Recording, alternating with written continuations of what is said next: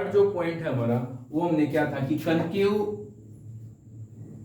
Mirror में हम जो ऑब्जेक्ट है अब की बार कहां पे रखेंगे, सेंटर ऑफ कर्वेचर के ऊपर रखेंगे। ये हमारा क्या पॉइंट मान लिया, पोल और सेंटर ऑफ कर्वेचर का जो मिड पॉइंट है वो होता है हमारा फोकस पॉइंट। अब की बार ऑब्जेक्ट हमने कहां रखा, सेंटर ऑफ कर्वेचर पे रखा। फर्स्ट रूल जो हमने पढ़ा था, इंसिडेंट रे प्रिंसिपल एक्सिस के पैरेलल, टकराने के बाद वो किस में से जाएंगी, हमारे एफ पॉइंट में से क्रॉस करती हुई जाएंगी। सेकंड रूल हमारा क्या था कि जब लाइट इंसिडेंट रे हमारी एफ लाइन में से क्रॉस करती है तो हमेशा जो ये दोनों लाइंस है वो कहां पे मिलेंगी, बिल्कुल और बिल्कुल सेंटर ऑफ कर्वेचर के नीचे मिलती हुई हमको दिखाई देंगी। ये दोनों कहां पे मिलेंगे, हमारे सी पॉइंट से बिल्कुल नीचे। यानी कि हमारा रूल क्या है, जब ऑब्जेक्ट हम सेंटर ऑफ कर्वेचर पे लेंगे तो इमेज ऑलवेज हमेशा हर एक कंडीशन में सेंटर ऑफ कर्वेचर पे नीचे की तरफ। जब ऑब्जेक्ट ऊपर रखा तो इमेज का नीचे की तरफ। अगर ऑब्जेक्ट को हम नीचे की तरफ रख देते हैं तो इमेज हमारी कहां बनेगी, प्रिंसिपल एक्सिस से ऊपर की तरफ बनेगी। ये है हमारा रूल नंबर 3, यानी कि हमारा ये थर्ड डायग्राम हो गया। नेक्स्ट है, अगर हम ऑब्जेक्ट को C और F के बीच में रख देते हैं, ये हमारा convex mirror, centre of curvature F।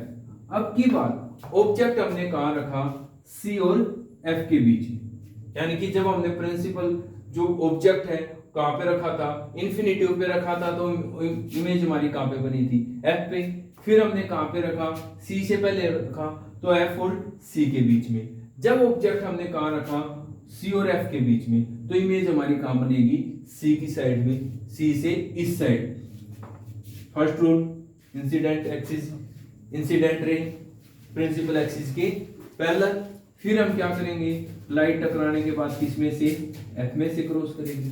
Second हमारी कहां पे, अगर C इंसिडेंट एंगल यहां पे टकराता है, सेम इस साइड, तो जो इमेज है हमारी वो कहां बनी, C से इस साइड बनी। यानी कि जब हमारा ऑब्जेक्ट C से इस साइड जाने लग गया तो इमेज हमारी अब कहां जा रही है, इस साइड जा रही है। नेक्स्ट में अगर ऑब्जेक्ट को हम कहां पे रख देते हैं, F पॉइंट के ऊपर रख देते हैं,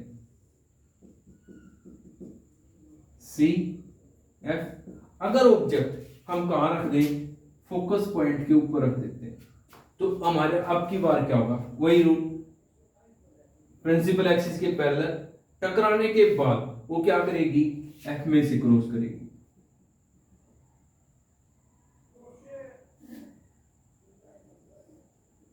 सेकेंड रूल हमारा क्या, सेंटर ऑफ कर्वेचर में से।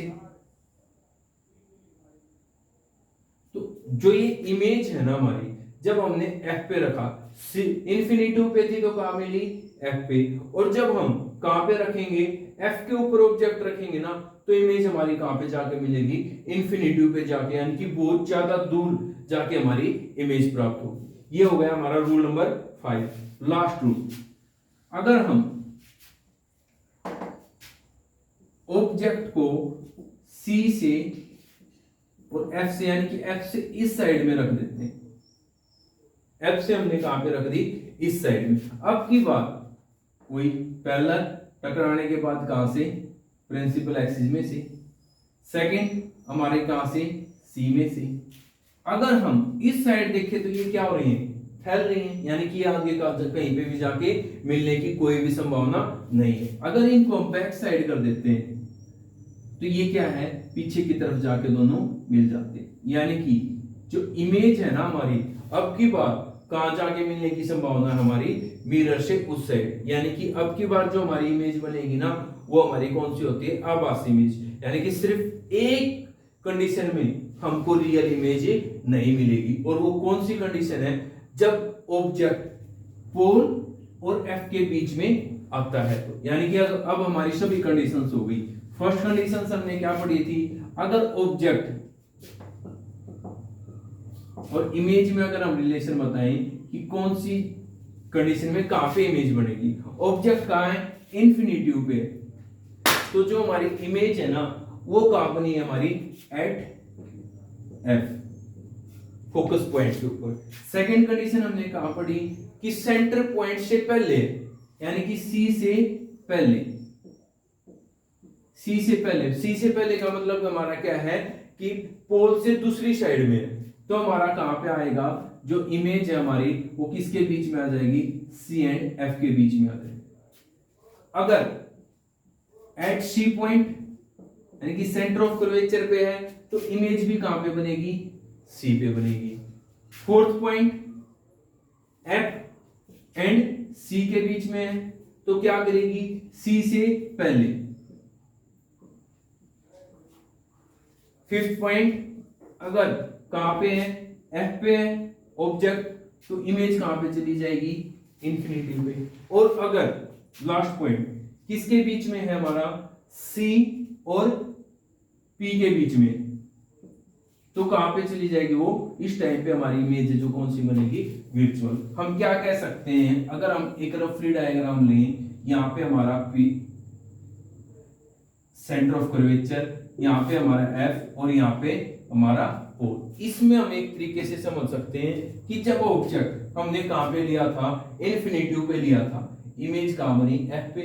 और जब हमारी ये इस साइड चल रही है तो इमेज कहां चल रही है, इस साइड चलनी स्टार्ट हो जाती है। दोनों अगर सी पे आते हैं तो इमेज भी हमारी कहां पे आ जाती है, सी पे। उसके बाद ये इस साइड, और जैसे ये इससे इस साइड जाता है, इमेज कहां चली जाती है, दोबारा देख लो, अगर इन्फिनिटी से स्टार्ट करते हैं तो हमारा कहां पे, एफ पॉइंट के ऊपर। जैसे ये इस साइड आती है, इमेज इस साइड चलना स्टार्ट हो जाती है। और जैसे सी के ऊपर पहुंचती है ऑब्जेक्ट सी पे, तो इमेज भी सी पे। ये इस साइड, जैसे ही एफ पे ऑब्जेक्ट जाता है, इमेज कहां चली जाती है, इन्फिनिटी पे।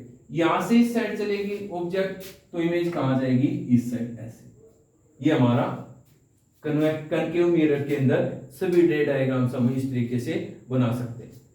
नेक्स्ट वीडियो में हम बात करेंगे कन्वेक्स मिरर के लिए। दैट्स